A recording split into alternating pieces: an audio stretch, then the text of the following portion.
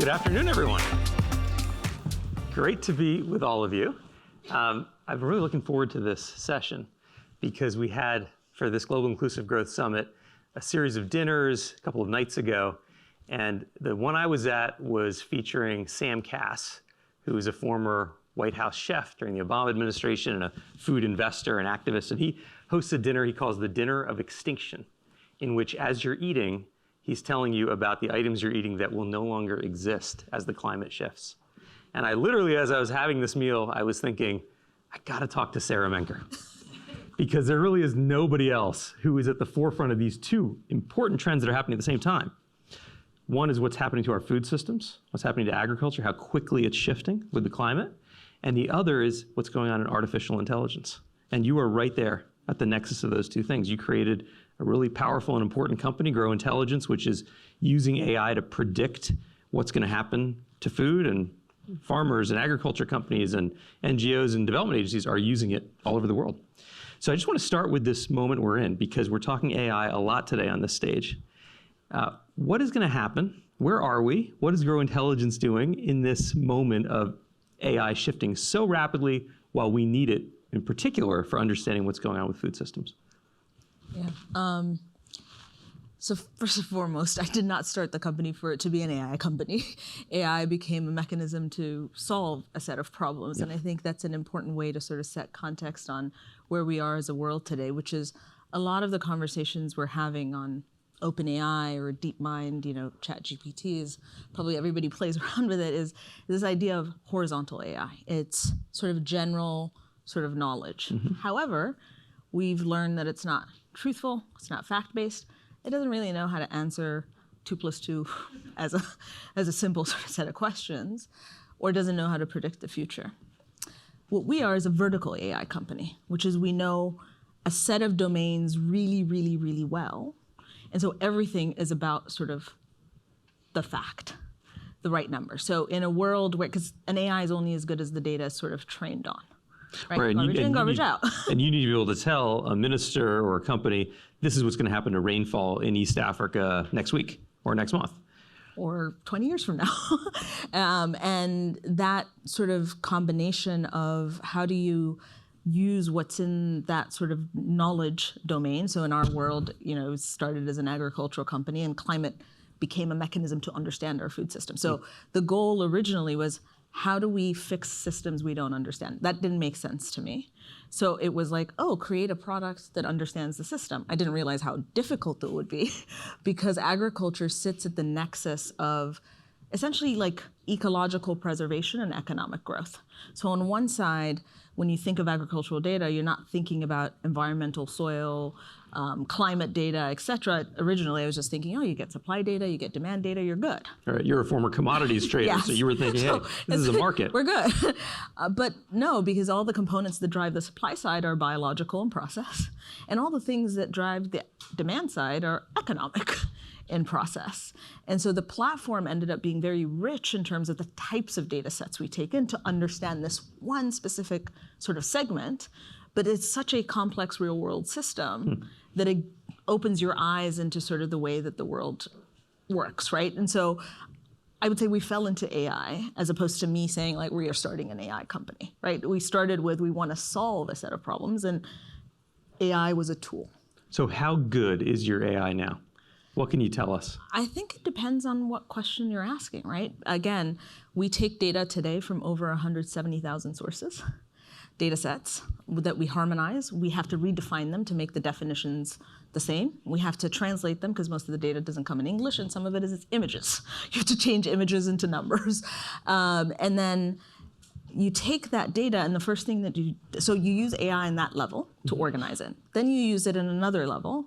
So there you're not creating truth, you're just organizing. Then the next is creating data out of those data sets for regions that don't have it, because there's lots of data gaps. So you can take all the data in the world, but there's going to be countries that never report which fields are growing what crop. Mm-hmm. So you need to develop crop classification algorithms that say, I know what a field of corn looks like, or wheat looks like, or rice looks like, et cetera, that then sets the basis for now I want to predict the future on what it is.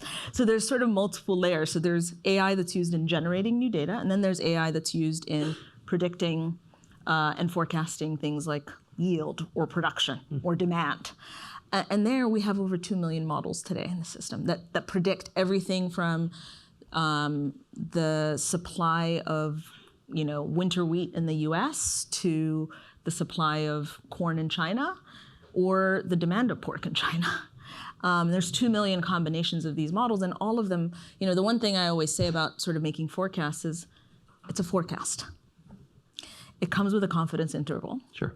And depending on how good the data you put in the system is, that confidence interval is tighter or wider. So, we're really, really good at forecasting in the US because it's a really data-rich region. So that's why we started with our forecasting model being in regions like the US where you can validate.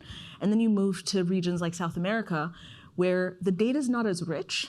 It's actually pretty good, but the systems are so advanced that, again, you can sort of validate faster.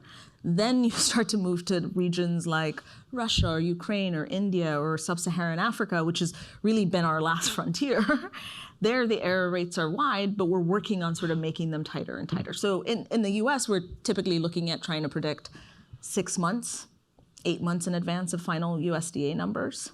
With what level of accuracy? In the US, we're within 1%, right? So we're like depending on the year, anywhere between 97 to 99% accurate, but that much sooner.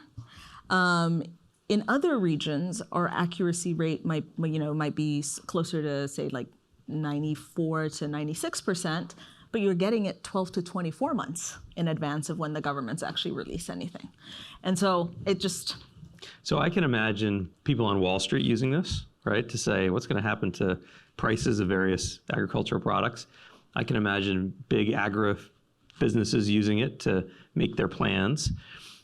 But there's a food crisis in the world, right? The fertilizer prices are really high, in part because of Russia's war in Ukraine. You're here at the World Bank and IMF spring meetings.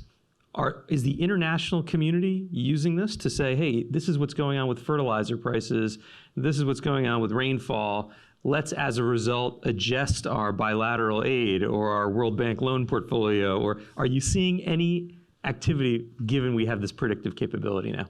One thing that's been at the center of the way we built this company is to make knowledge inclusive, right? To make sure that we're not actually making it more accessible to just a few traders in the world, and that's that. I was a trader. If I wanted that, I would have started a hedge fund powered by data, and that life would have been easy. But what we're trying to do is make this sort of knowledge that we've developed inclusive. That means actually making sure that we're working with public institutions and governments, big governments and small ones.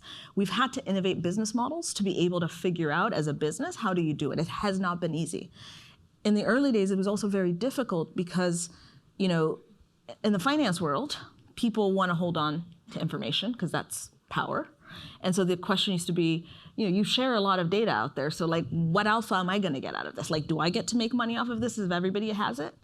And then on the public sector, the conversation was, how can I trust you if you're working with big, bad, evil corporates and hedge funds, right? So we were in like a losing situation where sort of you have these opposing sides. And we sort of worked really hard to build that gap by just continuously just being right year after year, building more models, being very transparent about how we were building our models. We're very different from most companies in that way. We actually make our methodology accessible to people we work with. It's not a black box. That's really important because, like I said, predictions are predictions. They're, one, is only as good as the data that comes in, but two, they come with a confidence interval and they can change. And they do change over time. And so I would say it was only really at the beginning of last year that we really stepped into the public sector world in a really big way. And it really happened because of the Russia-Ukraine war. And there was a dearth of data and a series of crises, and food security became a national security matter. And a lot of governments were not in a place where those questions could be answered. And so we stepped up really as a company to work with multiple governments, work with the likes of the Gates and the Rockefeller Foundation in developing public goods, and sort of driving resources and helping identify which are the big levers that exist to alleviate some of the pain, right? Like the Black Sea Grain Initiative was no easy feat. But that was about sort of targeted intervention, right? So when you have limited resources, how do you sort of make use of that? So I would say in the past year we have, and at the bank meetings and IMF meetings this week, the sort of big conversation we've been driving is around now the confluence of food security and debt. And the reason this is a really important conversation to have right now, and sort of where our data comes in handy in this idea of economic plus all, everything else, is when you talk about inflation, I mean, US inflation is coming off. And by the way, it will come off a lot more in the next 6 months, not just because of interest rate policies, but because inflation is defined as a year-on-year change. So if it was really bad last year and it's a lot better now, it just looks a lot better. And if you think these numbers are really bad, look what it's like in many other parts of the world. But the bigger thing is when you think about food inflation, the conversation today is still very much on US dollar term basis. So because wheat prices are down 45% since last year, everybody's like, oh, the food crisis is over. Well, it's not. And the reason it's not is at that same time, most countries in the world had their currency significantly weakened against the US dollar. And so if you look at the price of wheat into Egypt, while US futures are down 45% year on year, in Egypt, the price of wheat is up 41% year on year, and last year was an all-time high.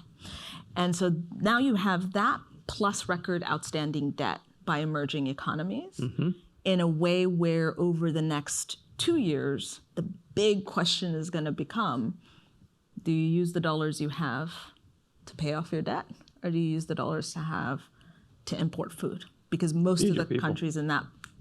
And you layer onto that the fertilizer challenge, which has not gone away either. And that's a lag effect because it takes time to produce the fertilizer, for prices to come down, people to have planting seasons.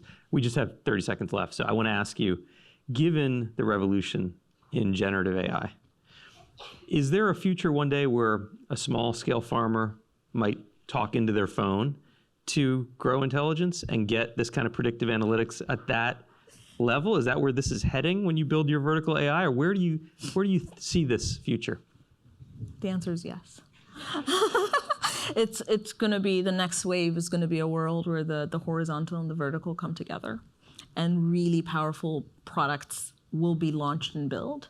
I think the very big question that we're going to have to ask ourselves is, how are we intentional in making sure that this revolution actually doesn't create more inequality in the process? Because I think there's a real danger to that too. So the answer is yes, that's where we're headed, but it might not be for everybody. And so I think there's some big questions and conversations to have around that. Well, I'm sure you can all see why I was looking forward to speaking with Sara Menker. Please join me in giving her a round of applause.